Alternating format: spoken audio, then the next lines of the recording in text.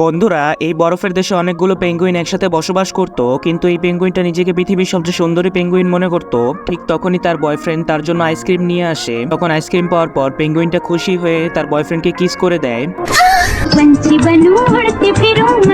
যার কারণে তার বয়ফ্রেন্ড অনেক খুশি হয়ে যায়। এজন্য সে তার গার্লফ্রেন্ডকে আরো বেশি খুশি করার জন্য তার গার্লফ্রেন্ডের জন্য মাছ ধরতে চলে যায়। কিন্তু তাকে দেখার পর সবগুলো মাছ পানির নিচে লুকিয়ে পড়ে। এরপর সে পানির নিচে যাওয়ার পর একটা মাছকে দেখতে পায়। এরপর পেঙ্গুইনটা মাছটাকে ধরে তার গার্লফ্রেন্ডের কাছে নিয়ে যায়, যা খাওয়ার পর তার গার্লফ্রেন্ড আরো বেশি খুশি হয়ে যায়। কিন্তু এই মাছটা খাওয়ার পর তার গার্লফ্রেন্ড বেলুনের মতো ফুলতে শুরু করে দেয়, যার কারণে তার গার্লফ্রেন্ডের অবস্থা অনেক খারাপ হয়ে যায়।